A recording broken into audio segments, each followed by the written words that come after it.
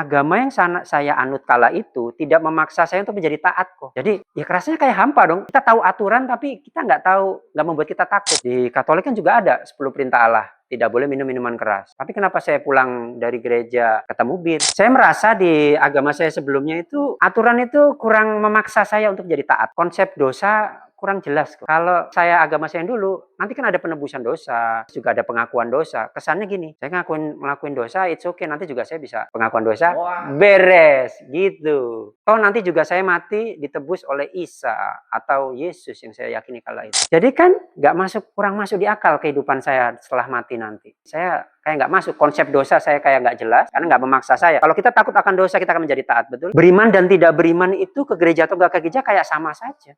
Bismillahirrahmanirrahim. Ya ayyuhalladzina amanu udkhulu fis-silmi kaffah.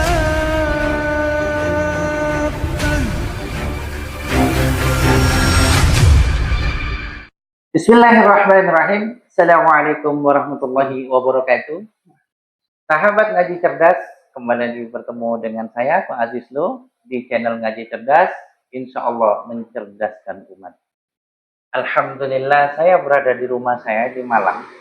Insya Allah rumah ini diniatkan, kalau bisa nanti akan jadi rumah tahfiz. Dan insya Allah nanti yang mimpin itu insya Allah anak saya. Ngomong-ngomong, saya di Malang nih ketemu sama seseorang nih. Saya sudah lama sebenarnya kenal sama beliau, tetapi saya belum tahu kisah detailnya. Supaya kita tahu, orang yang tadinya bukan orang Islam, kenapa sekarang menjadi penggiat dakwah. Yuk, kita sapa. Assalamualaikum warahmatullahi wabarakatuh. Waalaikumsalam. Ahlan wa sahlan. Selamat datang di Malang. Iya, alhamdulillah. Rumahnya dekat sebenarnya. Gitu, Cuman karena kegiatan padat kita kan gitu. baru ketemunya sekarang. Iya. Masya Allah. Ini ngomong-ngomong, ini kebiasaan saya kalau misalnya kita ketemu dakwah nggak nanya ya. Masalahnya apa terus bagaimana? Bagaimana kalau sekalian cerita sama sahabat Ngaji Cerdas, antum cerita. Awalnya agama apa? Baik, Assalamualaikum para sobat Ngaji Cerdas. Perkenalkan, nama saya Giovanni Dimas Antares. Saya kelahiran Surabaya, besar di Jakarta, sekarang domisili di Malang. Dulu saya beragama Katolik kok. Terus saya tertarik, hidayahnya itu datang bertubi-tubi sebenarnya. Sejak saya kelas 4 SD. Unik. Jadi pas kelas 4 SD itu saya bersekolah di SD Barunawati Surabaya. Barunawati Surabaya itu ada kelas waktu itu pelajaran agama. Ayo, yang agama Islam di sebelah sini gitu. Yang beragama selain Islam di sini. Saya itu tertarik masuk yang Islam ternyata. Pas masuk di kelas itu, belajarnya Al-Fatihah. Bayangkan. Kelas itu insya Allah usia 6 kalau nggak 7 tahun. Karena waktu itu SD masih bisa lebih awal. Jadi saya masuk ke kelas itu karena ngeliat banyak teman-teman ke situ. Ternyata saya belajar Al-Fatihah. Itu hidayah pertama saya. Kelas 4 SD. Kelas umur 7 tahun atau 6 tahun. Kesannya apa? Kesannya saya saat itu sama guru, saya paling bagus Al-Fatihahnya. Pas terima rapot dipanggil orang tua. Ibu, anak ibu ini pelajaran agamanya bagus. Belajar Al-Fatihah juga paling bagus. Lucuan ya. Kaget ibu saya. Mama saya kaget. Loh, emang belajar apa? Agama Islam loh. Agama ibu, anak ibu apa? Loh, Katolik gitu. Karena itu saya dipindahin sekolah kok. Nggak di situ lagi. Pindah ke Jakarta. Bayangkan, Al-Fatihah itu hidayah pertama saya. Anak belum balik, nggak tahu apa-apa. Tapi sudah menghampiri saya. Umul kitab insya Allah Al-Fatihah sudah saya dapat. Qadarullah. Hafal kala itu. Begitu pindah, saya kelas 4 SD, datang lagi hidayah itu. Pas di Bekasi, saya waktu itu, saya ngeliat pas bulan puasa nih, kebetulan kita mau Ramadan kan bentar lagi. Nah, itu saya ngeliat teman-teman yang Islam mau main sepak bola ya. Saya pikir, orang Islam tuh kuat-kuat ya. Lagi puasa main bola. Kelas 4 SD kok. Salut saya, tertarik dong. Dia bisa, masa saya nggak bisa? Ikutan puasa. Jadi hidayah yang kedua adalah pengen puasa seperti muslim. Sembunyi-sembunyi, nggak ada yang tahu. Jadi ikut sahur, bareng teman-teman yang muslim main keluar. Kan orang tua nggak tahu, dia pikir cuma main gitu. Padahal ikut sahur itu saya. Kalau makan siang, masuk ke mulut, saya lepehin. Pokoknya gimana nggak ngelewati kerongkongan lah, pokoknya gitu. Hidayah kedua itu kok, kelas 4 SD. Udah, habis itu saya nggak sadat, nggak apa, ya terjadilah perceraian di kelas 3 SMP. Mama saya Katolik, papa saya Katolik, bercerai. Di 3 SMP saya. Di situ mulai ada pergolakan. Mama saya bercerainya karena masuk Islam. Oh. Gitu. Karena masuk Islam, dia menikah sah secara Katolik, masuk Islam. Saya tetap ikut papa. Agamanya tetap di Katolik di 3 SMP. Saya terus dilalah di tahun 2012, 2005, saya pindah ke Amerika Serikat untuk studi. Untuk studi saya. Di situ saya. Harusnya saya nyaman dong kok. Kan mayoritas Nasrani di Amerika. Tapi saya nggak merasa nyaman. Karena gini, saya setiap pulang dari gereja, itu pasti minum minuman keras. Entah bir, wine, bahkan di altar juga ada anggur dong. Perjamuan kudus. Bola. Terserah ya itu anggur apa jenisnya. Yang saya tahu ya tetap anggur adalah anggur. Gitu loh. Lah iya, perjamuan kudus kan tubuh dan darah Kristus. Gitu kan ada minum slek gitu. Anggur beneran. Yang saya tahu waktu itu anggur. Nah sekarang gini kok. Kalau minuman anggur kita diamkan kan juga tetap beralkohol. Dia kan terus berfermentasi. Itu aja nalarnya. Wong tape aja kita diamkan jadi alkohol tuh. Nah itu dari situ saya nggak masuk. Lah di altar ada anggur. Saya pulang juga minum minuman seperti itu. Pertanyaan gini, agama yang saya anut kala itu tidak memaksa saya untuk menjadi taat kok. Gitu. Jadi ya kerasnya kayak hampa dong. Kita tahu aturan tapi kita nggak tahu, nggak membuat kita takut. Contoh gini kok. Kita naik kendaraan, nggak bawa helm, peraturannya jelas dong, dendanya jelas. Nah, di Katolik kan juga ada 10 perintah Allah, tidak boleh minum minuman keras. Tapi kenapa saya pulang dari gereja ketemu bir? Katanya kalau sedikit nggak apa-apa. Katanya, yang penting nggak mabuk. Tapi pertanyaan kan sudah ada alkoholnya di situ, 5-7% kan kalau bir. Gitu. Jadi saya merasa di agama saya sebelumnya itu aturan itu kurang memaksa saya untuk jadi taat. Iya dong, itu pertama. Kedua, konsep dosa kurang jelas kok. Kalau di agama saya yang dulu, nanti kan ada penebusan dosa, terus juga ada pengakuan dosa. Kesannya gini, saya ngelakuin dosa, it's okay, nanti juga saya bisa pengakuan dosa, beres, gitu. Toh nanti juga saya mati ditebus oleh Isa atau Yesus yang saya yakini kala itu. Jadi kan kurang masuk di akal kehidupan saya setelah mati nanti. Jadi saya kayak nggak masuk, konsep dosa saya kayak nggak jelas karena nggak memaksa saya. Kalau kita takut akan dosa kita akan menjadi taat, betul? Kalau kita takut di lalu lintas karena denda dan sebagainya peraturan kita akan taat, betul? Nah di agama juga harusnya kan begitu. Kenapa saya nggak begitu? Kayak beriman dan tidak beriman itu ke gereja atau nggak ke gereja kayak sama saja. Maksudnya tetap jalan. Itu gue. Jadi saya merasa hampa. Saya beragama, beriman saat itu, saya merasa hampa. Nggak fulfill. Jadi ibaratnya gini. Kita kan terdiri dari jasad ya, badan, terus ada ruh, ya kan. Saya merasa selama ini saya hanya memberi makan itu jasad saya saja. Hajat saya saja itu jasad. Ruh saya ini nggak saya kasih makan. Karena itu tadi nggak ada ketaatan, nggak ada iman yang lurus, ada yang nggak pas. Jadi hunger, saya terasa lapar ruh saya. Disitulah pada saat akal dan ruh tidak menjadi suatu kesatuan yang satu, otomatis saya merasa lapar, kayak hampa. Ibaratnya gitu. Ibaratnya pikiran saya bilang berbuat baik, tapi ternyata ruh saya melakukan yang lain. Jadi nggak masuk buat saya. Gitu. Itu di Amerika. Di Amerika itu kok. 2005 sampai 2011. 2011 pergolakannya sudah. Gitu kok. Nanti habis saya tanya, lu jawabnya ke sana aja. Iya, makanya bingung saya. Biar Para sobatnya di sana ya. sahabat ngaji cerdas, Makanya. tatap mata saya gitu. Tatap mata Itu saya. waktu di Amerika. Terus habis itu? Oke, 2011 saya masih single tuh.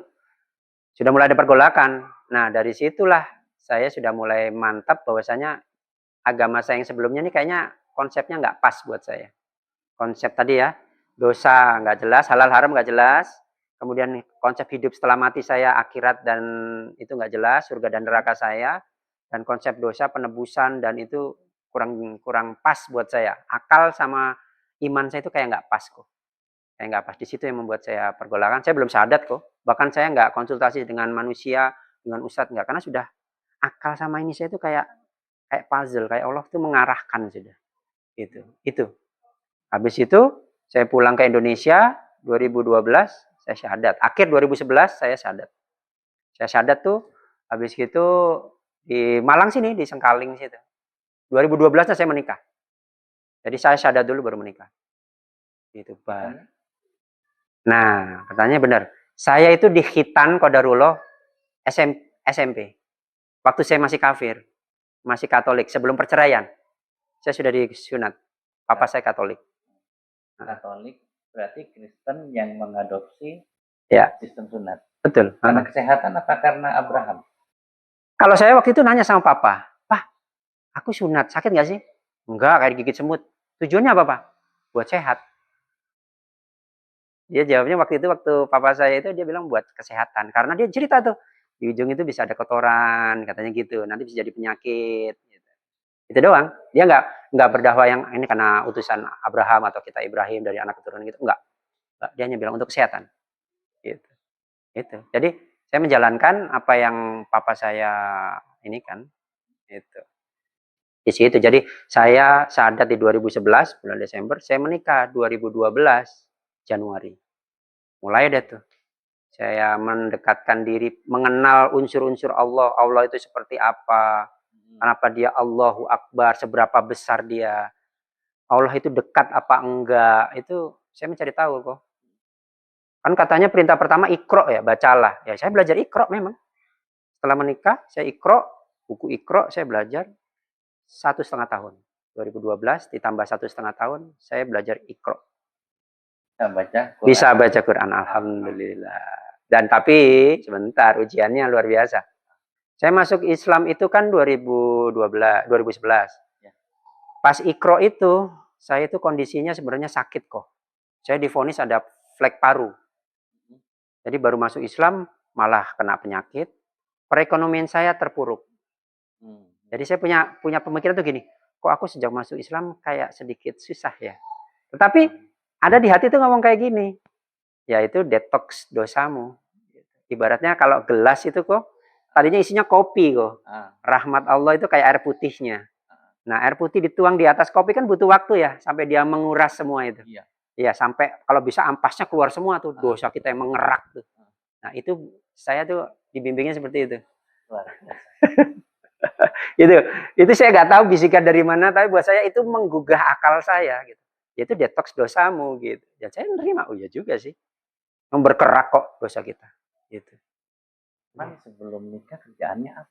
Nah, saya di Amerika Serikat itu kan di bidang food and beverage, restoran, seafood dan sebagainya, sebagai suppliernya. Begitu nyampe Indo, saya nol riset, nggak punya penghasilan. Makanya saya bilang tadi, ekonomi saya jatuh. Bayangkan dulu saya gaji 55 juta per bulan. Nyampe Indo, masuk Islam, nggak punya penghasilan, sakit pula. Wes, tapi Allah itu luar biasa. Karena itu tadi saya pengen mengenal unsur zat Allah itu. Ya itu, karena Iqra tadi. Gitu. Setelah itu keajaiban demi keajaiban, Masya Allah, merinding saya. Mau nangis juga. Saya waktu ekonomi saya jatuh itu kok, saya itu nggak bisa beli Al-Quran kok. Saya sudah lulus Iqra, guru saya ngomong gini, guru ngaji saya, kamu sudah bisa loh buka Al-Quran. Tapi saya, keuangan saya nggak bisa beli Al-Quran. Nangis saya. Saya nangis sama Allah. Kan saya tadi, penebusan tadi 1,5 tahun selama ngaji Iqra. Saya ngerasa apa? Dosa saya masih ada gitu loh. Memang sih kita selalu berbuat dosa, tapi sampai sehina itukah saya saat itu? Al-Quran saja saya nggak bisa beli. Saya nggak bisa beli kok. Jadi apa ya? Kayak hina gitu, kayak Allah tuh nggak kasih rezeki. Tapi ternyata Allah punya rencana di situ. Saya tiba-tiba tuh dapat hadiah umroh. Hadiah umrohnya itu saya di sana qadarullah menerima Al-Quran pertama saya di Tanah Suci. Karena saya mengunjungi pabrik pembuatan Al-Quran di sana. Jadi Allah itu pengen punya waktu dengan saya. Saya dapat hadiah ya, 0 rupiah saya diundang ke sana. Saya dapat hadiah karena mama saya menikah kok. Kan tadi udah bercerai sama papa kandung saya. Menikah sama orang Kuwait, negeri Syam. Dari Jordan aslinya. Itulah indahnya skenario Allah.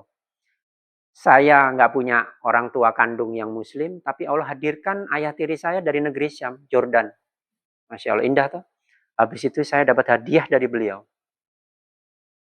Dapat hadiah dari beliau, suruh umroh, karena kan saya menikah 2012. Kamu mau tak kasih hadiah umroh, apa program anak? Itu di Desember 2013. Saya bilang, saya sehat. Saya mau umroh lah, gitu. Bayangkan kok, hadiah 0 rupiah, saya sama istri diundang ke sana. Ya ini jawaban doa itu tadi. Karena saya menangis, saya nggak bisa punya Al-Quran. Ternyata Allah mengendakinya seperti itu. Ya, itu luar biasa itu saya dapat umroh gratis, saya dapat Al-Quran langsung dari Tanah Suci. Sepulangnya dari Tanah Suci di tahun 2014, Desember lagi, antara Oktober antara ke Desember 2014, saya dapat proyek membangun masjid senilai 830 juta. Katanya basicnya di makanan. Kok Iya, bukan nah itu bangunan? masih nganggur saya, masih belum kerja kok. Tapi ya itu ya rezekinya Allah. Kalau kita khawatir kan manusiawi ya, sisi manusiawi kita besok makan apa, itu kan manusiawi. Tetapi saat itu tuh kayak, ya saya cuma ngomong gini sama Allah, sepulang dari umroh, ya Allah, jadikanlah aku berguna buat agamamu. Aku ingin bisa berdakwah di jalanmu, dan aku bisa membangun sebuah tempat ibadah. Kala itu kok, pas aku ini. Ternyata begitu pulang dari umroh, Allah langsung kasih saya amanah untuk bisa bangun masjid. Tahu dari mana rezekinya bangun masjid? Lagi-lagi dari papa tiri saya tadi, yang orang Jordan. Aku pengen wakaf membangunkan masjid untuk atas nama mamamu. Tolong carikan lahan dan tempat, kamu pilih. Coba. Jadi umroh dapat hadiah dari beliau, orang negeri Syam. Pulang dapat proyek lagi berhubungan dengan masjid. Tuh, gitu kok. Jadi kayak puzzle yang Allah siapkan itu, loh. Dari situ saya sudah luar biasa. Allah, jadi saya umroh dulu, pulang bangun masjid, setelah bangun masjid, ini lagi keajaibannya Allah. Masya Allah, tabarakallah. Saya dapat amanah bisa menyalurkan Quran itu sebanyak 1.200 buku Al-Quran. Padahal dulu kan saya nggak bisa beli Al-Quran kok. Tapi Allah lipat gandakan, lagi lewat amanah, waktu itu lewat Badan Wakaf Quran dan BMH, Baitul Maral Hidayatullah itu mewakafkan Al-Quran sebanyak 1.200 Al-Quran. Bayangkan. Dulu yang nggak bisa saya beli Al-Quran, karena saya sadar karena Allah, dan Allah balas semuanya tunai. Saya bisa menyalurkan Al-Quran luas dan banyak. Buat saya itu luar biasa. Jadi itu karena saya ingin mengenal Allah, Allah mengenalkan dirinya dengan segala konsepnya, dan itu luar biasa. Setelah bangun masjid gimana? Apalagi itu? Bangun masjid tadi ya, terus menyalurkan Al-Quran. Nah, itu tahun 2015. Kemudian saya di tahun 2018 dapat umroh lagi kok. Dari? Nah, lucu lagi nih. Dari kakak tiri saya, anak baba saya yang orang Jordan tadi. Oh, Cara perintahnya itu turun pada saat gini. Jadi kakak tiri saya itu lagi umroh. Pas dia lagi sholat, sujud di Masjid Nabawi, Madinah, itu yang dilihat wajah saya sama istri saya. Begitu dia selesai sholat, itu dia langsung hubungin saya, Dimas, kamu berangkat umroh ya? Saya umrohin. Padahal saya tadi di tahun 2013, akhir, saya umroh, hadiah dari baba saya. Di tahun 2018, setelah masjid selesai, di tahun 2018 saya dapat hadiah lagi. 0 rupiah lagi kok. 0 rupiah umroh lagi dari kakak tiri saya. Jadi saya itu ada konsep doa sih sebenarnya. Jadi guru saya itu ngajarin gini. Kamu kalau minta sama Allah kayak apa? Saya bilang gini, ya Allah, aku minta uang untuk beli, contoh ya, untuk beli Pajero gitu. Kata guru saya, wah salah, nggak pas itu. Dia bilang kayak gitu. Selain udah ada contoh-contoh doa yang dicontohkan Nabi dan Rasul ya, tapi ini untuk yang hajat pribadi. Katanya gini, kata guru saya, coba kamu setiap minta, itu kata di depannya itu kamu selipin kata hadiah. Jadi contoh gini, ya Allah, aku minta hadiah uang, baru disebutkan untuk apa. Gitu. Jadi misalnya, aku minta hadiah uang untuk umroh. Nah, kalau namanya hadiah, kan berarti kita nggak perlu nabung dong. Namanya hadiah, kamu dikasih jeleng, langsung berangkat. Jadi gitu tuh. Jadi saya sejak mu'alaf itu, saya selalu menyelipkan kata hadiah di setiap permohonan doa saya. Dan kun fayakun memang semuanya berupa hadiah. Gimana contohnya? Diulang lagi biar pada tahu. Oke, baik. Jadi teman-teman sobat cerdas kalau mau berdoa nih, ini kasih trik ya, selain doa yang sudah dicontohkan Nabi dan Rasul ya, yang sudah sering kita baca setelah sholat, itu saya punya doa permohonan tuh pakai kata hadiah di awal. Jadi contoh gini, ya Allah aku minta hadiah seandainya uang untuk umroh, atau ya Allah aku minta hadiah uang untuk beli Pajero. Jadi hadiah. Kalau kita ada selip kata hadiah, berarti kita nggak perlu nabung, nggak perlu kerja keras, kan hadiah. Dia akan datang dengan sendirinya. Kamu mau nggak mau harus terima kan hadiah. Ya kan? Hakikat hadiah kan kita harus terima. Gitu. Nah, di situ kok. Semua konsep doa saya selalu saya selipkan kata hadiah. Selain doa yang selalu saya baca setelah sholat ya, yang dicontohkan Nabi dan Rasul. Itu. Semoga coba deh teman-teman atau sobat cerdas coba praktekkan. Nanti kalau sudah ada hasilnya, coba nanti mungkin bisa ngasih cerita atau kasih komentar lah. Itu biasanya doa itu akan terkabul nggak ada 1,5 tahun kok. Kenapa saya punya analogi 1,5 tahun? Rasulullah itu dulu pernah berdoa kepada Allah untuk memindahkan kiblat dari Baitul Maqdis ke Mekah. Itu totalnya ternyata saya baca itu 15 bulan sekian hari gitu. Jadi hampir 1,5 tahun. Betul. Jadi kalau buat teman-teman sobat cerdas punya hajat ya, saya bilang hajat duniawi yang sangat besar, coba deh tes. Selipkan kata tadi ya, doanya ada hadiah. Dan kita lihat, biasanya rentang waktunya itu di antara 1,5 tahun itu. Pakemnya doa. Tapi kalau Allah hadirkan lebih cepat ya alhamdulillah, tetapi biasanya itu antara 15 bulan sampai 18 bulan. Kun fayakun. Itu konsep doa kalau saya gitu untuk yang besar hajatnya ya. Itu coba teman-teman praktekkan dan buktikan. Ilmu ini ilmu. Bisa dipraktekkan dan ternyata juga nggak susah-susah amat ya. Pakai bahasa Indonesia. Pakai bahasa Indonesia? Mau pakai bahasa Indonesia kalau belum mampu, kalau mampu lebih afdal tetap bahasa Arab ya. Betul, yang sudah dicontohkan. Ya. Nah, ini tahu nggak dia sekarang posisinya apa? Sesuai doanya tadi, pengen menjadi pendakwah. Iya. Sekarang nih ketua MCI di Malang Raya. Betul, alhamdulillah karena Allah. Saya dikenalkan oleh ketua umum MCI. Saya minta kontak ketua umum MCI ketua MCI di Malang, dikasih Mas Dimas. Pasti Mas, berarti bahasa Inggris aktif. Ya bisa lah, ya bisa. Everyday karena dulu 6 tahun di Amerika. Terus saudara tiri juga semuanya harus pakai bahasa Inggris, Arab kadang-kadang kalau ngerti. Arab? Masih belum bisa saya.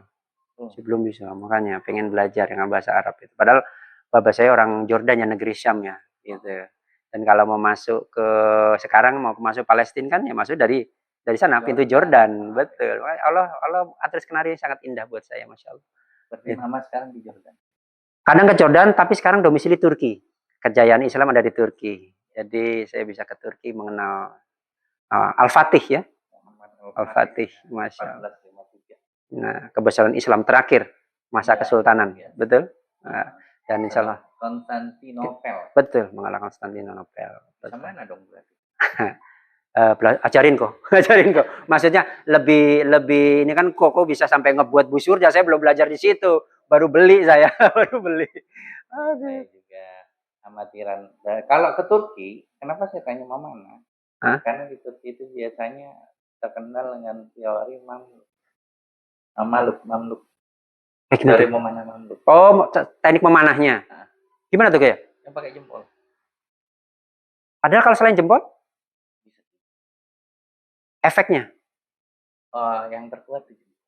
Nah, berarti teknik memanah itu dari Turki memang. Dari Turki. Masya Allah. Dulu tentaranya Muhammad Al-Fatih itu kalau ketangkep orang Turki, terus orang-orang yang pakai teori mamluk awal-awal itu kalau ketangkep nggak dipenggal, dipotong jempol. Maka lahirnya teknik 3 jari. Ada teknik saya belum bisa 3 jari. Yang 3 jari dari Turki juga bukan? Ada yang dari Turki. Ada yang dari Turki karena tadi banyak pejuangnya yang Kan diputus. diputus. Dia tetap punya cara lain Iya. yaitu tiga jari gimana kok Iya, yang ini? iya. Oh, masya Allah. Saya nggak bisa. Saya Sangat nggak bisa, Cak. Nah, pantas ya kebesaran Islam dari Turki ya. Iya, luar biasa. Bagus banget. Berarti gampang kalau mau ke Turki ya. Iya, monggo kalau mau ke Turki. Monggo ke Turki. Ini kebetulan tinggalnya di kota Trabzon. Trabzon itu adalah Arabic Town. Kalau kita tahu kalau di luar negeri dimanapun ada Chinatown. Kok kan dari Tionghoa. Jadi di Turki itu ada namanya Arabic Town, namanya Trabzon. Nanti browsing di Google, Trabzon. Itu indah sekali kok, Masya Allah. Jadi dia kayak Malang. Kotanya di lembah gini, dikelilingi gunung indah kayak Swiss gitu. Wah, luar biasa. Tapi juga zaman dulu ada juga yang kuil tuanya ke Kristen juga ada di tebing-tebing kok di Trabzon itu. Saya mau nanya deh. Nah. Waktu ke Indonesia itu setelah dari Amerika tahun berapa? 2011. Terus syahadat 2000? 2011 juga, tetap 2011 Juni saya pulang ke Indonesia. 6 bulan kemudian Desember saya syahadat. Masih ke gereja nggak? Di Indonesia? Enggak. Karena itu tadi saya bilang udah hampa saya. Konsep doa kan nggak masuk. Konsep dosa nggak masuk. Ini nggak. Tahu nggak ada perbedaan antara Kristen Indonesia dengan Amerika? Apa yang mencolok? Kan pernah ikut gereja. Yang mencolok ya. Yang mencolok. Sama. Apa kok punya? Nggak ada kok. Paling ada dia macam-macam alirannya di Kristen itu. Ya kayak musiknya itu kayak konser kok. Di sana. Saya pernah kayak suka gitu. Jadi pakai toa juga, sound system. Jadi kayak konser. Berarti kenceng dong. Iya, jadi dia kayak di hall gitu, indoor, tapi dia kayak ada panggungnya. Tapi di dalam itu musik enggak, gospel aja. Gospel. Indah sih, musiknya indah. Tapi saya sampai mikir, lah terus misanya mana gitu. Itu doang, itu yang membuat saya pembeda. Malah kayak musiknya konser. Tuh iya kayak konser. Bukan yang kayak di Katolik yang seremonial musiknya yang kayak ya tahu kan musik Katolik kan yang wah kayak menggugah kayak orkestra gitu kan. Kalau ini enggak, musik kayak anak muda tuh gimana sih? Saya nggak tahu loh. Ini ternyata lagu gospel ya gitu. Gitu, itu yang perbedaannya di situ. Lagu-lagu bagus. Lagu-lagu bagus. Kayak didengar. Bener.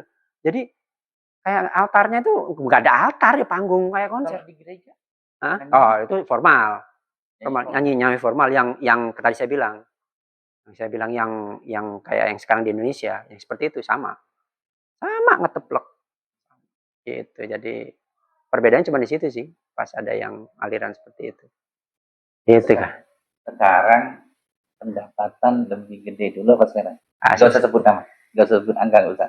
Ya gedean sekarang unlimited. Sekarang. Betul. Jadi kenapa unlimited? Karena gini kok. Saya kan pulang jobless tadi. Tahun 2011 saya jobless. Saya baru menemukan pekerjaan itu di 2015. Tetapi pekerjaan itu saya 2015 itu kerja ke Banyuwangi di kapal penyeberangan. Ke Tapang Gilimanuk. Saya itu di situ banyak markup tugasnya. Saya purchasing seluruh kebutuhan kapal saya belanja di situ. Nah, itu saya kayak hati ini nggak pas gitu loh. Kok kerja saban hari nerimanya markup itu kan abu-abu ya, halal haram nggak jelas. Jadi saya nggak masuk. Saya baru diampuni dosa dengan syahadat, masuk Islam, masa saya numpuk dosa. Resign, saya nganggur lagi 2017. Di situ saya meletakkan semuanya ke Quran. Saya ngomong gini sama Al-Quran saat itu. Ya Allah, tunjukkan satu ayat di Quranmu ini, aku bilang kayak gitu. Bahasa Indonesia aku. Itu satu ayat yang aku jadikan pedoman agar aku bisa mencari rizkimu yang luas untuk agamamu. Saya masuk jari, itu Al-Quran Mushaf ya, nggak ada terjemahan. Begitu saya tangan masuk, saya buka, saya tunjuk ini, itu saya dapat ayat surat Al-Maidah ayat 96. Itu di situ menjelaskan tentang hewan buruan laut sama hewan buruan darat. Berarti seakan-akan Allah itu mengajak komunikasi sama saya bahwasannya, pilih kamu mau berjualan apa nih? Hewan darat apa hewan laut? Saya pilih laut. Karena saya nggak perlu menyembelih kan. Semuanya halal. Mau dia mati, ngambang, langsung kita potong juga halal. Ya tak? Dari situ saya berjualan ikan sekarang. Dari ayatnya Allah tadi. Dari tahun itu? Dari tahun itu. 2017 September sampai sekarang. Kok nggak habis? Ya kan mau take kita, harus wangi dong. Sunnahnya kan harus pakai wangi-wangian. Seafood saya sekarang mah. Jadi Allah dulu perkenankan saya kerja di seafood di Amerika. Saya pulang ke Indo, kok Darullah Allah rangkai ceritanya, ketemu lagi seafood. Seafood lagi. Tapi penghubungnya itu tadi, Al-Maidah 96. Oh, bedanya sekarang Nah. dengan Quran. Betul, karena saya sandarkan ke Quran. Al-Maidah surat kelima ayat ke 96 insya Allah. biar jadi ingat. Iya.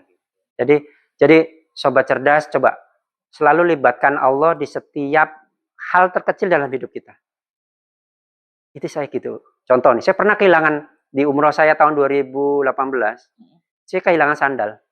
Saya ngomong gini sama Allah, ya Allah, sudah di tanah suci aja masih kehilangan sandal. Mau diganti gitu. Tiba-tiba di kamar saya dibelikan teman sandal. Lebih bagus. Lebih bagus Nike kalau saya saat itu belum boykot saya. Sekarang saya boykot dengan Nike. Itu Kenapa jadi boykot Nike? ya, Nike kan mendukung Palestina. Saya iya, ya maksudnya dia memerangi Palestina. Oh, iya. Saya anti produk-produk seperti itu. Setelah kita sudah tahu ilmunya kok ya. Makanya itulah, ilmu itu baru kita bisa beramal soleh. Kalau kita sudah tahu ilmunya, kita akan tergerak tuh. Kita dipaksa secara tidak langsung. Awalnya dipaksa, terpaksa, terbiasa, istiqomah, jannah. Insya Allah gitu. Jadi saya itu kok. Dibelikan Nike terus? Dibelikan Nike kan. Jadi saya selalu melibatkan hal terkecil sama Allah. Jadi kan Allah dekat. Nah, jadi cerita sampai 2018 kok. Ada lagi keajaiban lagi nih. Terus ceritain lah. Ya, 2024 saya mengunjungi mama saya di Turki. Ya kan, saya pengen tahu dong Al-Fatih, kebesaran Islam di Turki, masa saya nggak tahu. Qadarullah mama saya domisilinya di Turki. Jadi saya ke Turki. Nah di Turki itu kok ajaib nih kok. Nah, kok pernah naik pesawat kan? Pernah. Saya check in bareng nih. Dah, kelas saya ekonomi. Boarding. Kalau boarding kan belakang berarti gerbangnya pesawat. Ayo untuk yang kelas ini masuk duluan bisnis. Ekonomi belakangan. Udah kan? Istri saya begini saat itu sebelum boarding. Istri saya kan manggil saya Hani maksudnya. Han, kapan sih kita kayak orang-orang itu loh yang masuk duluan itu loh kelas bisnis gitu. Melas banget ya. Gitu. Saya ngomong gini dalam hati saat itu. Ya Allah, kapan ya aku bisa beli kayak gitu? Di detik itu Allah hadirkan tiket saya berubah menjadi kelas bisnis. Gimana caranya coba? Masuk kan? Kan diperiksa kan? Cetit. Begitu dicetit gini, sebentar ya Pak. Bapak kelasnya saya upgrade ke kelas bisnis. Kaget nggak? Kok bisa? Kok bisa? Nalar kita? Ya nggak bisa. Mahal loh. Mahal. Dari ekonomi di-upgrade ke bisnis. Padahal istri saya, pertanyaannya, istri saya kan baru tadi mengucap gitu. Kok langsung dikabulkan? Pertanyaan kalau istri saya nggak bahas itu, kira-kira bakal dikabulkan nggak? Wallahu alam. Kemudian enggak. Berarti terlintas sebuah keinginan. Di detik saat itu saya juga melibatkan Allah. Ya Allah, kapan penghasilanku bisa kayak gitu ya? Kayak orang-orang itu. Ternyata bisa. Karena saya melibatkan Allah di detik itu. Berarti mintanya sama Allah. Betul. Di detik itu dan Allah tunjukkan kebesarannya. Kan ayatnya Allah, saya lupa waktu itu surat apa, Allah bilang, sampaikan wahai Muhammad bahwa aku dekat seperti antara apa? Nanti dengan ini. Betul. Di situ, ini berarti ayat yang ini. Cetit. Bapak kita upgrade ke, padahal yang bisnis sudah masuk semua kok. Saya ini gabung sama ekonomi, tapi begitu ceklik, saya ganti jadi bisnis. Itu, ya, upgrade tuh. Saya update status. Teman saya yang kerja di maskapai penerbangan, WhatsApp saya sebelum saya take off. Katanya naik kelas ekonomi. Kok jadinya bisnis? Saya ceritain begitu. Ya nggak mungkin dia bilang gitu. Iya. Secara prosedur nggak mungkin dia bilang. Apalagi maskapai luar kan. Lah iya. Saya naik penerbangan nomor 1 Qatar Airways. Transit di Qatar, penerbangan nomor 1 lagi-lagi konsep hadiah. Karena saya minta hadiah. Dapat hadiah lagi kan gratis. Upgrade kelas. 2024 bulan Maret. Cetit. Saya bayangkan kalau dicetit itu kita masuk antara milih surga ya. Surga kita di mana gitu, tingkat keberapa gitu. Seru kali ya. Ini baru di-upgrade kelas bisnis aja udah seneng. Gitu. Ini udah luar biasa. Jadi libatkan Allah di setiap hal terkecil dalam hidup kita. Kehilangan sendal, minta sama Allah. Jangan, aduh saya harus keluar uang nih. Aduh beli berapa lagi? Enggak. Saya bilang, ya Allah sendalku hilang. Harus beli lagi ya Allah. Ya, jadi Ngobrol terus sama Allah. Kenapa saya ditegur? Maksudnya? Ini saya lagi ditegur. Nah, itu. Berarti saya harus minta hadiah sama Allah ya. Betul. Selipkan hadiah. Sobat cerdas juga harus lakukan. Buktikan Allah itu dekat. Buktikan kun fayakun. Itu. Luar biasa. Kelihatan air mata saya nggak? Rada merah. Ketika ngomong surga, saya ingat mantan ketua umumnya. Masya Allah. Apa yang Siapa paling? namanya? Oh, Stephen Indra Wibowo. Masya Allah. Apa yang apa? Janji sama Pak Stephen. Gimana? Menangis. Merinding aku. Menangis. Gimana? Jadi kita kan sering kontak kerjasama. Pas lagi dakwah nih ya. Di berbagai daerah. Jadi bukan cuma dari Jakarta, kan di Jabodetabek. Percaya. Itu susah banget. Om Moko Ginta juga sama. Oh, ini ya. 2 orang ini janji sama saya. Saya bilang, kok kita kok susah ya, kok mau ketemu ya, kok. Kok susah ya, kok mau ketemu. Iya ya, karena kita sibuk ya, nggak apa-apa. Kok kalau kita nggak bisa ketemu di dunia, nggak apa-apa, kita tetap hubungan. Kalau kita ketemu di surga, insya Allah kita ketemu di surga, kita akan bertetangga dengan Rasulullah. Amin. Siapa yang duluan wafat, cari kita. Iya. Kata Ko Stephen, cari saya ya kok. Enggak kok, cari saya. Kayaknya saya yakin Ko Stephen duluan masuk surganya. Aku ngomong gitu? Gak lama, istri saya bangunin saya. Ini apa? Saya jadi ke Surabaya ya? Oh, yang event waktu itu ya? Paham saya. Jangan macam-macam. Kemarin masih WA sama saya. Bener kok. Ya. Tak WA kan teman-teman semua yang dekat. Dan Val itu dia. Gak ada yang jawab. Iya. WA Ustadz Mansur yang di Bogor. Meskipun wafat. Ya. Diam saya. Ya. Itu guru sendiri. Tadi mau keluar air mata dengar surga. Ngomong itu kumpul di sana. Semoga insyaallah makanya saudara sesurga, semoga kita selalu di jalannya Allah yang lurus. Jadi sampai 2024 kita cerita ya. Ya, 2025. 2025 saya dapat umroh lagi kok. Kemarin baru datang umroh. Iya, 2025. Iya, 2025 itu Maret baru itu. Iya, baru pulang dari umroh itu. 2025 Maret lagi hadiah lagi. Dari saya waktu itu ada orderan seafood. Meledak. Ini tadinya saya mau rencanain ke Jepang, dasar manusia ya. Karena istri saya kan pengen menyenangkan istri saya. Kan ayo kita ke Jepang yuk. Uangnya ada nih. Mau ke Jepang. Saya sudah kontak travel yang custom, yang saya nggak mau yang ikut rame-rame itu, saya pengen yang private gitu. Ternyata hati ini kayak nggak pengen ke tanah suci lagi ya. Jadi 2025 saya ke sana lagi. Hasil dari sekarang murni dari penjualan betul usaha sendiri. Ayat tadi Al-Maidah 96. Jadi Allah sangat luar biasa. Bahkan sampai detik ini kita kan mau ada dakwah bareng ya ke daerah itu. Kemarin saya juga libatkan Allah ya, makanya donasi-donasi juga terhimpun ya. Kadang seperti dadakan, tapi ya tetap Allah hadirkan gitu loh. Gitu, karena ya itu tadi saya libatkan Allah. Kalau kita cuma libatkan ikhtiar kita, aduh, berat kok. Berat. Lebih baik semua ditolong Allah. Akan ringan. Keluarga saja berat, apalagi ada ratusan bahkan ribuan mu'alaf. Betul, ada jamaah, ada mu'alaf juga, itu luar biasa. Jadi Allah lagi, dan Quran itu buat saya luar biasa. Saya juga pernah minta petunjuk sama Allah. Saya kan waktu itu belum dikasih keturunan kok, menikah. Saya nanya lagi sama Al-Quran. Ya Allah, tunjukkan satu ayatmu. Kenapa aku belum dikasih keturunan? Masuk, cari, buka, tunjuk. Dapat. Padahal saya baca ya tiap malam Jumat ya. Al-Kahfi. Ayat 46. Gimana? Itu bunyinya tentang, wahai manusia, sesungguhnya anak itu hanyalah perhiasan dunia. Amal kebaikan adalah yang terbaik bagimu. Maka ibaratnya suruh berjuang di situ. Jadi Allah itu kayak mengingatkan saya, sudah masalah punya anak dan tidak punya anak itu jangan terlalu kamu pikirkan. Tapi pikirkan saja amal kebaikanmu. Jadi tetaplah berdakwah, tetaplah berbuat kebaikan. Udah, suruh saya fokus seperti itu. Padahal saya selalu baca ya tiap malam Jumat ya. Tiap Kamis dan Jumat.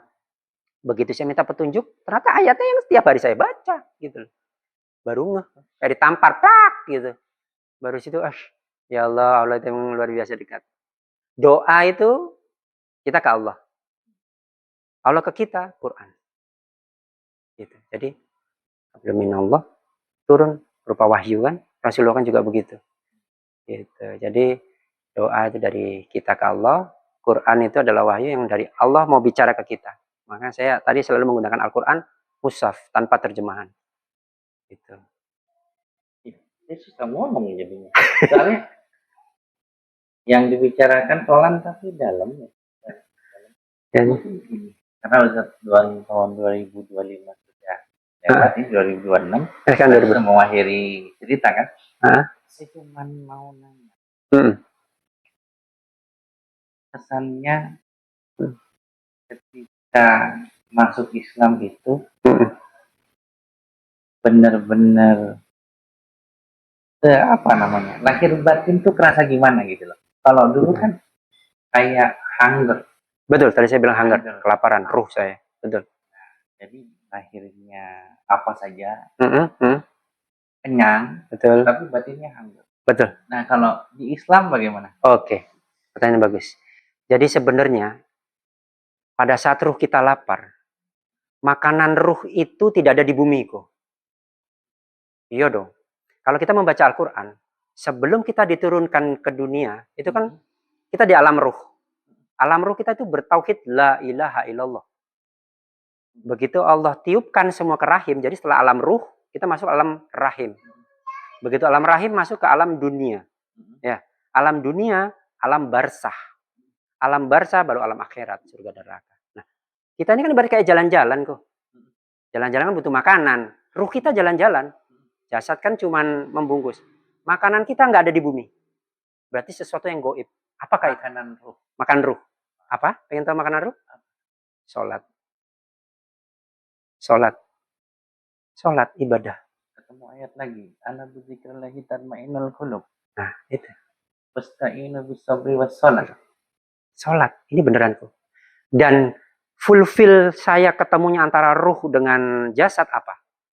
Semua aktivitas di muslim adalah ibadah. Jika disandarkan sama ilmu. Contoh, kita masuk kamar mandi, ada tuntunannya, betul? Betul. Nah, kalau kamu melakukan tanpa tuntunan, ya itu hanya aktivitas duniawi. Kamu nggak dapat apa-apa, bukan ibadah. Betul, buang hajat. Tetapi kalau kamu jadi pahala, ya udah turuti tuntunannya. Masuk kaki kiri, baca doa, ya kan? Keluar kaki kanan, baca doa. Dapat pahala. Pertanyaannya, kamu mau cuman melakukan aktivitas badanmu saja tanpa pahala atau pakai pahala? Di situ tadi menjawab konsep pahala dan dosa. Di Islam sangat jelas. Apapun kita lakukan dengan bismillah, pahala. Kalau kamu melakukan aktivitas tanpa bismillah, ya hanya aktivitas duniawi, tidak bernilai pahala. Nah, di situ itu terfulfill semua. Ruh saya dapat, akal saya tunduk.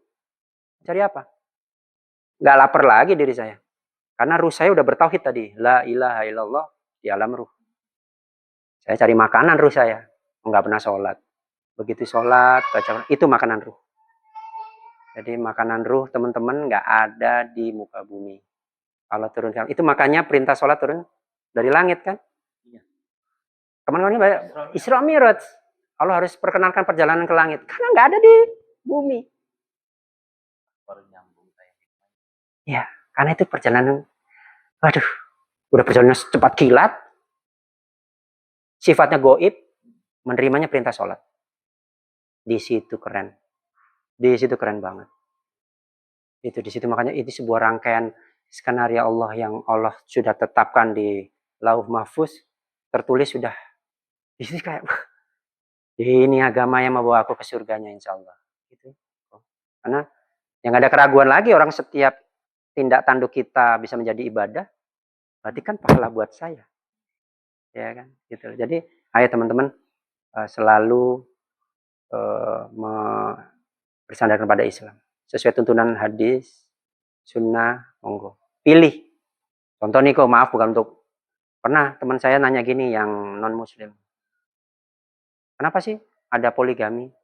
Pertanyaan saya gini, Selagi masih ada sunnah-sunnah lain yang bisa saya pilih, kenapa saya bersusah payah untuk yang satu itu? Kadang kita belum menjalankan bersiwak saja, tiba-tiba memilih sunnah yang satu itu. Jadi lebih baik saya fokus kepada sunnah-sunnah yang lalai, tapi saya harus istiqomah di situ daripada kita langsung memilih sunnah yang paling berat. Bukan saya menolak sunnah tentang poligami, bukan. Saya masih harus belajar lagi, tetapi untuk yang ini saya pengen maksimal. Itu kok. Karena ada yang bisa dilakukan dipenuhi. penuhi. Gak usah pilih yang berat-berat dong amalan, ya dong. Allah kan suka yang kecil, tetapi istiqomah, betul? Nah, sudah, enjoy. Itu. Ya Allah, makanya ya, ada kata-kata dari orang sih sebenarnya nggak salah juga, nggak benar semua juga, tetapi banyak benernya.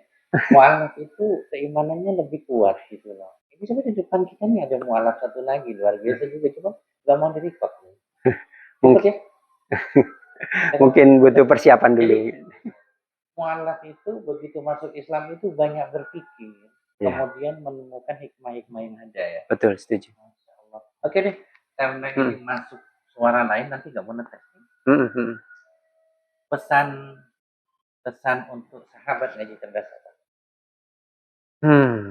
Islam adalah jalan kebenaran menuju surganya. Jadi sandarkan semua jalan kebenaran itu ihdinas siratal mustaqim, jalan yang lurus. Karena manusia itu cenderung kadang suka belok-belok ya. Tetapi dengan kita setiap hari membawa Al-Fatihah, kan hidayah saya pertama Al-Fatihah. Akhirnya ketemunya nunggu dari saya usia 7 tahun baru ketemu di tahun 2012. Nunggu lama loh kok saya untuk bersyahadat. Makanya buat teman-teman yang sudah bersyahadat, yang sudah dengan iman Islam, lebih mengenal lagi ke Allah. Unsur-unsur Allah itu seperti apa. Sunnah-sunnah Nabi kita harus pelajari. Di situ nanti indahnya Islam kita semakin paham. Dan surganya semakin jelas, insya Allah. Jadi itu. Kok. Saya belajar banyak. Selain kerjasama, ternyata banyak ilmu ini. Yang memang masing-masing kita kan mempunyai satu hal yang sangat mendalam ketika kita memilih Islam. Makanya salah satu ngaji cerdas ini mengungkap hal-hal itu. Hal-hal yang terdalam yang dirasakan oleh para mu'alaf. Jadi sahabat ngaji cerdas, tetap semangat. Insya Allah ngaji cerdas selalu mencerdaskan umat. Sampai jumpa di pertemuan yang akan datang. Insya Allah kita akan hadirkan mu'alaf-mu'alaf yang luar biasa. Dan insya Allah kita juga bisa luar biasa ketika kita menyandarkan semuanya kepada Allah. Bukan begitu? Betul. Amin. Barakallahu fikum. Jazakumullah khair. Assalamualaikum warahmatullahi wabarakatuh. Assalamualaikum warahmatullahi wabarakatuh. Saya Ko Aziz Lu, saya founder dari Tionghoa Muslim Inspiration. Saya ingin mengajak teman-teman semua untuk andil dalam dakwah kami di dakwah mu'alaf dan juga pernak-perniknya.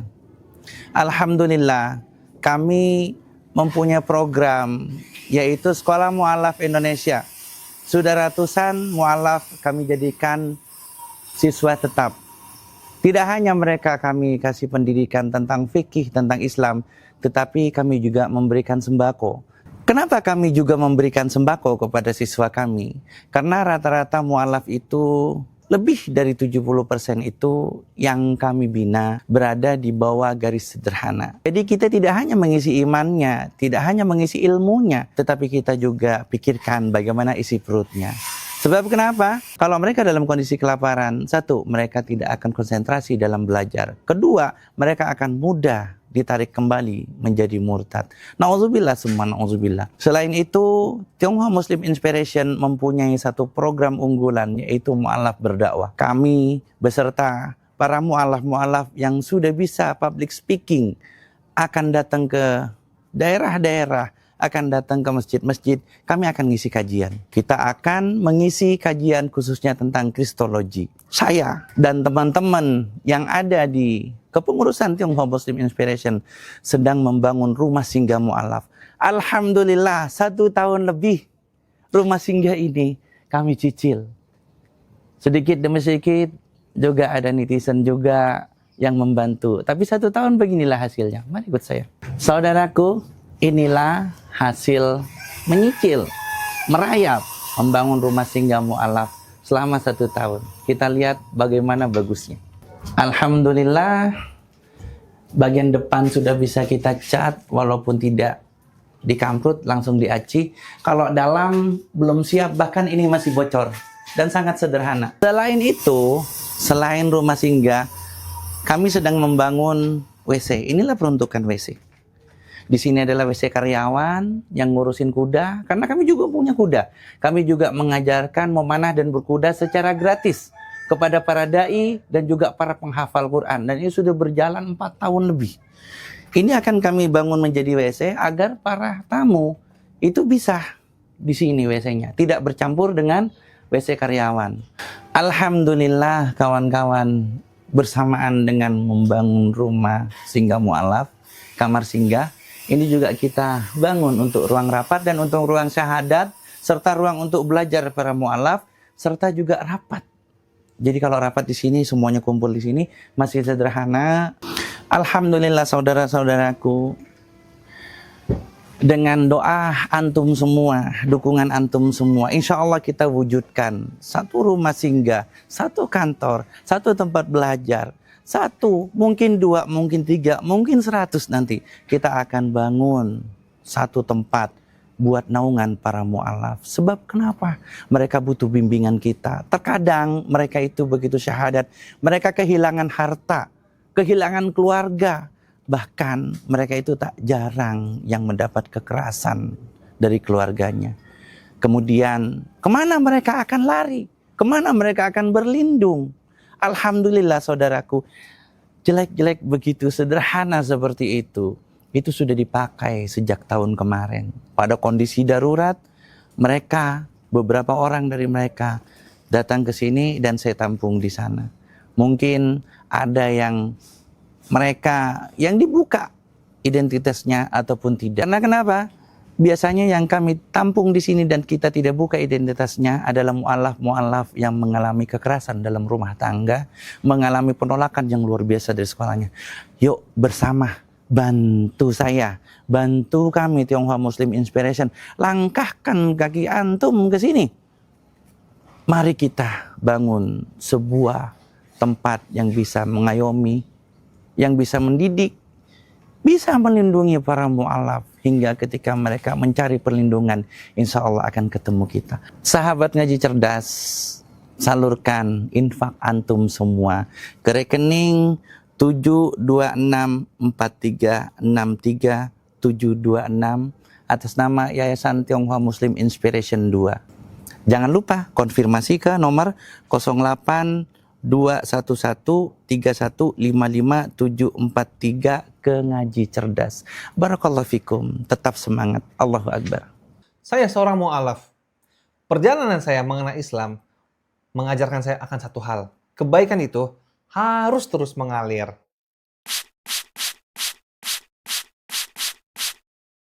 Inilah Walid Parfum. Bukan sekedar wangi, tapi bernilai dengan ibadah. Karena 100% hasil penjualannya digunakan untuk wakaf pendidikan. Bapak Ibu, untuk harganya hanya di bawah Rp90.000 sudah mendapatkan 2 botol parfum ini. Untuk tahan lama aromanya, itu di atas 5 jam Bapak Ibu. Masya Allah. Harganya hanya di bawah Rp90.000. Tapi lebih murah dibanding harga pasaran.